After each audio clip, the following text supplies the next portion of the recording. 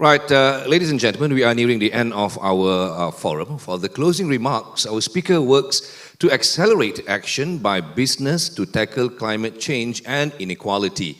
Now, he believes, above all, that humanity will only overcome their greatest shared challenges through far-reaching systems change and bold new partnerships to deliver the UN SDG, which he helped to develop. Today, he works across a range of organizations and initiatives to help speed the global action needed to regenerate our planet, renew our economies, and unite our societies. Now, last year, he published his critically acclaimed book with sustainability expert Andrew Winston called Net Positive, which sets out how to build companies which succeed by fixing the world's problem rather than creating them. Ladies and gentlemen, for the closing remarks, we have UN Global Compact Vice Chair of the Board and Business Leader, campaigner and co-author of Net Positive. Please, on the screen, Mr. Paul Polman. Well, hello everybody, I'm Paul Polman. I'm the Vice Chair of the UN Global Compact. And thank you for the opportunity to speak to you here at the first SDG Investment Forum in Southeast Asia. I can't attend in person, although I'm actually in the region. I'm making this video from my hotel room here in Japan, and I just came from Bali for the G20. I'd like to thank Sanda Ojiambo, the CFO coalition at the UN Global Compact, and Faroz Nadar, the ED of the UN Global Compact local network in Malaysia, for putting this all together. And it's timely. In fact, this morning I read a study from Oxford University that showed that 71% of the people in the Asia-Pacific region thought that ESG strategies would become extremely important by 2032. Interestingly, that's ahead of Europe and well ahead of the US. Now, I love the conversation that you're having today to ensure that the private sector mobilizes truly towards the Sustainable Development Goals. In fact, that was one of the major themes coming out of the COP27 that I attended a few weeks ago in Sharm el-Sheikh, and we should continue to focus on that. As many of you know, the UN Global Compact was created in the year 2000 by Kofi Annan. He had started the Millennial Development Goals to halve the number of people living in poverty. And he understood very well that these goals could not be achieved without the contribution of the private sector as well. That is even more important now with the Sustainable Development Goals that we started in 2015. These have as objective to irreversibly eradicate poverty and doing that in a more sustainable and equitable way. In other words, not leaving anybody behind. Business is absolutely needed to help make these goals come alive. They have the resources, the innovative capacity, the people, if you want to, but above all, the financing. In fact, the gap between achieving the Sustainable Development Goals and what we're currently spending is estimated to be about $3 to $5 trillion a year.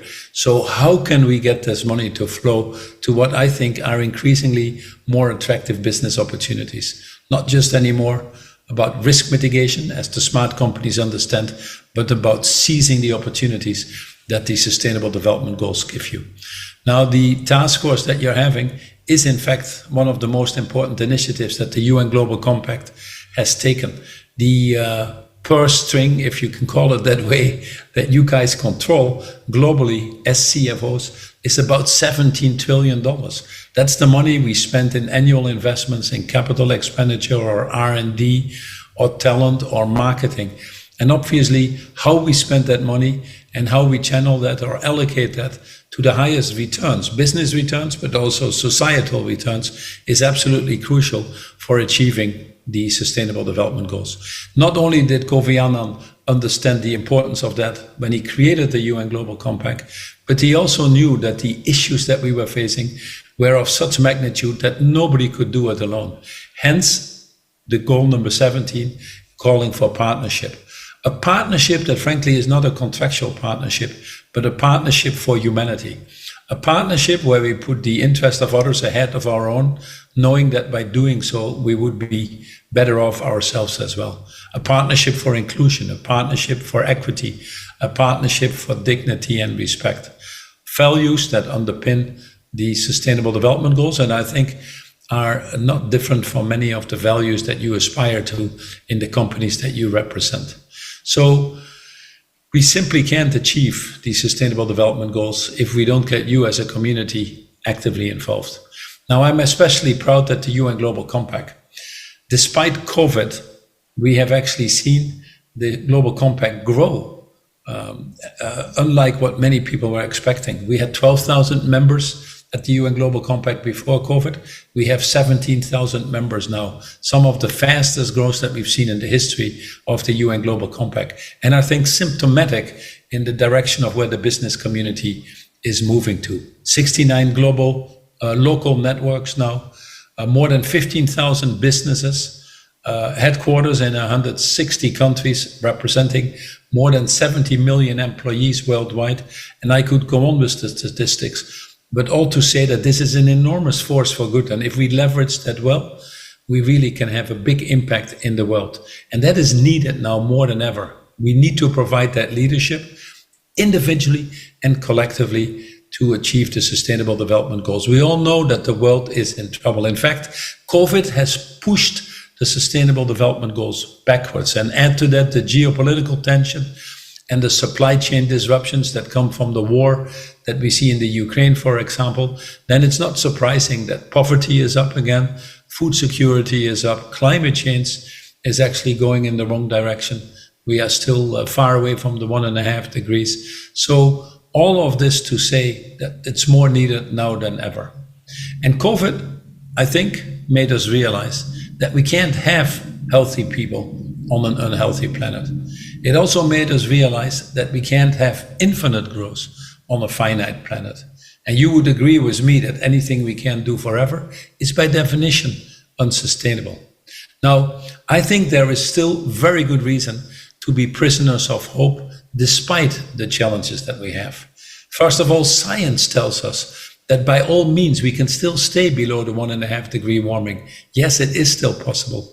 And seeing already the devastating effects of the 1.2 degrees that we are currently, we simply cannot compromise on that. The cost would be too high, and we risk getting to negative feedback loops if we exceed these targets. And yes, with the Sustainable Development Goals, we have the roadmap. Increasingly, we have the technology, and indeed, in the majority of the cases, it's proving to be cheaper. We also have the financial and economic arguments. And that's probably the most important thing, and probably something you're getting excited about. I think because we've waited so long to address these issues, we are now at the point in humanity that the cost of not acting is actually higher than the cost of acting. Deloitte estimated that if we go on the same trajectory of business as usual on climate change, we actually would incur $178 trillion of additional cost by 2050. If we actually work together, work hard, face the tougher challenges, and stay below the 1.5 degrees, we would turn that into a benefit of $43 trillion. So the cost of not acting is rapidly becoming higher than the cost of acting. We've seen that as well with COVID. So another example where Europe and the US have spent $17 trillion just to save lives and livelihoods, and we're nowhere near out of the woods. That's significantly higher than the 3 to 5 trillion that we need to spend to implement the Sustainable Development Goals. Now, smart companies understand this, and they are going to increasingly seize these opportunities. The companies that don't, I believe, are increasingly heading for the graveyard of dinosaurs. Now, here in Southeast Asia, about 640 million people are already vulnerable to the weather extremes and rising sea levels that we increasingly see. In fact, in many places in this region, the temperatures are actually rising above the global average. Now, the Asian Development Bank itself predicts that the economy could shrink by 11% by the end of the century if climate change if it's left unchecked. So these are big challenges that we need to address. There's no question that we're late. There's no question that we're slow, but that's often the way with our species. The point is now that we are moving. Countries are making commitments with these nationally determined commitments. 90% of the emissions are now covered by that. Companies are stepping up. The Science-Based Target Initiative that the UN Global Compact led has now well over 3,000 companies involved, and many in the pipeline. Employees and civil society are increasingly asking for it. And as I think one of the key drivers of change in companies is the employees itself. And last but not least, the financial markets are moving. In Glasgow at the COP26, we launched the Glasgow Financial Alliance of Net Zero, which had at that time $130 trillion of money under management, making commitments to decarbonize their portfolios. So measures in all of this are very important. Accountability is very important. Transparency is very important. And this is why we need your help first and foremost. Under the banner of we treasure what we measure, it is very important that we align now these SDGs, that we align these sustainable development goals, that we align targets like carbon emissions or food security or poverty, that we go beyond just the simple financial metrics and start to move not only towards optimizing the return on financial capital, but also start to look at the return on social and environmental capital. And obviously the work of the Sustainable Standard Board, the Task Force for Financial Disclosure on Climate-Related Risks, all go in that direction. And it's good to see that you as a CFO coalition are committed more than ever to get financing to flow and to create a $10 trillion market for SDG-linked financing by 2030. That you are committed to create a critical mass of leaders by expanding the CFO coalition for the SDGs from 70 members today to over 100 members by 2023. And that you are actually trying to drive action by scale by fostering a global community of over 1,000 CFOs that are signing up to the CFO principles on integrated SDG investments and finance. If we can get to these numbers, I think that's catalytic for change that the world needs right now. Whilst we're moving in the right direction, the main challenge that we now have is to move at the scale and speed that is needed. And that's the main reason we wrote the book Net Positive, How Courageous Companies Thrive by Giving More Than They Take. I certainly hope that you have an opportunity to read the book. It's very well received by the ones that are actually that have actually purchased and read it. I know that most of us are convinced about the why we need to do all this, but many of us struggle with the how. This is a tremendous change that is happening in society, bigger than the scale of the Industrial Revolution, that has to happen faster than the scale of the technological revolution. And that's really why we struggle. So the book is a very simple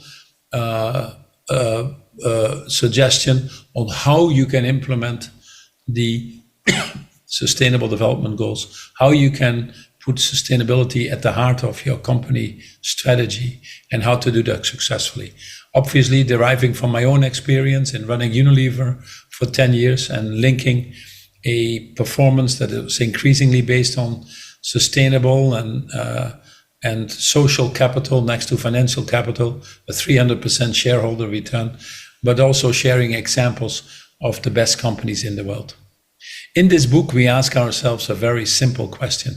How can we profit from solving the world's problems, not creating them? And is the world better off because your company is in it? Yes or no? Most companies are currently still in the CSR mode, corporate social responsibility. A little bit less plastics in the ocean, a little bit less deforestation in the value chain, a little bit less carbon emission in the air. But you would agree with me, when we've overshot these planetary boundaries already to such an extent, when we're living well beyond our means at a time that still many people need to be lifted out of poverty, being less bad is still bad. It's simply not good enough anymore. The only way for us to survive, the only way for companies to thrive, is to think regenerative, restorative, reparative. And that is what we call net positive. Moving from CSR, corporate social responsibility, to becoming a RSC, responsible social corporation. For us, net positive companies are companies that first and foremost take responsibility of their total impact in the world, intended or not. Many companies only make commitments on scope 1 and 2. They think they can outsource their value chain and also outsource their responsibility. That doesn't work anymore. Net positive companies try to optimize the return for all of their stakeholders, not just their shareholders. In fact, they see shareholder return as a result of what they do. Of course, they understand that they need a decent shareholder return, but that cannot be the only objective in running your business. And then last but not least, net positive companies participate in the broader changes that society needs. Work with governments, with civil society to put these changes in place, directly or via advocacy and many other ways. Is it easy? The opposite. Otherwise, someone would have done it already for us. But setting the bar higher, changing systems, at times taking responsibility of your total impact, setting targets that the world really needs, not the targets you can get away with, working with your competitors and others, are all things that are demanding enormous challenges from all of us, and that we continue to need to discover on how to do that effectively. But frankly, there are no alternatives. We have the technology, in my opinion, we have the money, we know what is happening. The missing ingredient, probably above all, is leadership, or related to that, willpower. Many argue that this is a challenge of climate change or inequality or food security. But I would argue that the real crisis is a leadership crisis, a crisis of greed, of selfishness, of apathy. And that's why we talk in the book not only about courageous companies, but as you well know, courageous companies are made up of courageous leaders. You cannot be a sustainable company if you're not sustainable yourself. You cannot be a purposeful company if you're not purposeful yourself. So any transformation, be it your company's transformation or a broader societal transformation, starts with leadership transformation. And that is what's so important.